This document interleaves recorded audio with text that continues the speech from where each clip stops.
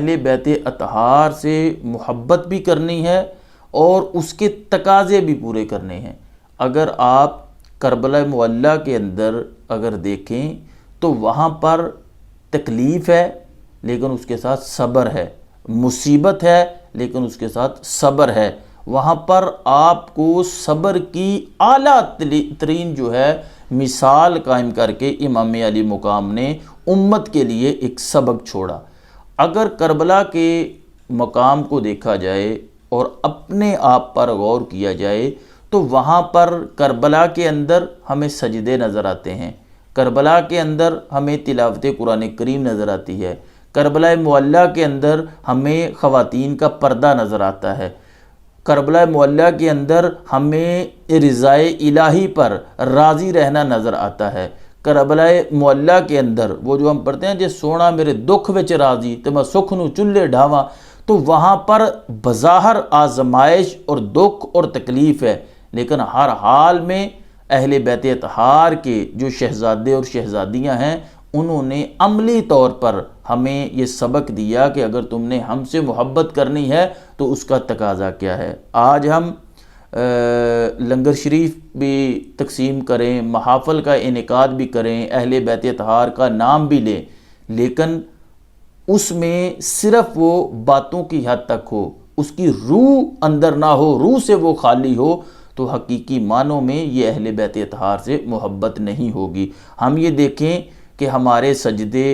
ہمارے گھر والوں کے سجدے، ہمارے بیوی بچوں کے سجدے، ہمارے اہل و عیال کے سجدے قضا ہیں یا ادا ہیں۔ وہاں پر تو نماز تہجد بھی نہ چھوٹے، اور یہاں پر فرض نمازیں قضا ہوں تو پھر سوچنے پر انسان مجبور ہوتا ہے کہ ہم صرف دعووں کی حد تک اہل بیت اطہار سے محبت کرتے ہیں۔ ہمارے گھروں کے اندر ہماری خواتین، ہمارے بچے بے حیا ہیں یا بے پردہ ہیں یا بے پردگی میں مبتلا ہیں، تو کربلا تو درس دیتا ہے وہاں پر بھی پردے کا، وہاں پر بھی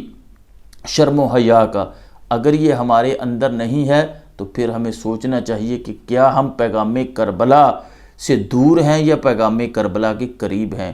اگر ہمارے گھروں کے اندر تلاوت قرآن کریم بند ہے، درس قرآن نہیں ہو رہا، تعلیمات قرآن پہ عمل نہیں ہو رہا، تو کربلا معلیٰ کے اندر تو ہم نے دیکھا کہ وہاں پر تو نیزے کی نوک پر بھی قرآن ہے، نومی کی رات بھی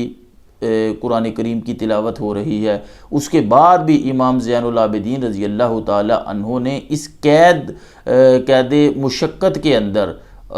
تقریباً 6 ماہ لگے تھے اس کو، تو اس قید کے اندر جو 6 ماہ کی قید تھی اس میں بھی امام زین العابدین رضی اللہ تعالی عنہ نے غالباً 72 کے قریب قرآن کریم جو ہیں وہ ختم کیے تھے۔ اس عالم میں بھی کہ جب قافلہ قید تھا کربلا سے کوفہ، دمشق اور واپس مدینہ المنورہ آنے تک، روایات میں آتا ہے کہ کسی ایک شہزادے یا شہزادی کی بھی نماز جو تھی وہ قضا نہیں ہوئی تھی۔ تو کربلا کا ہمارا پیغام ہے، اہل بیت اطہار کی محبت کے تقاضے ہیں۔ احادیث مبارکہ میں، قرآن و سنت کے اندر ان کے بہت زیادہ فضائل آئے ہیں، تو اللہ تعالی ہمیں ان فضائل پر عمل کرتے ہوئے ان اہل بیت اطہار کے ساتھ حقیقی معنوں میں محبت اور اس مقصد کو سمجھنے کی توفیق عطا فرمائے۔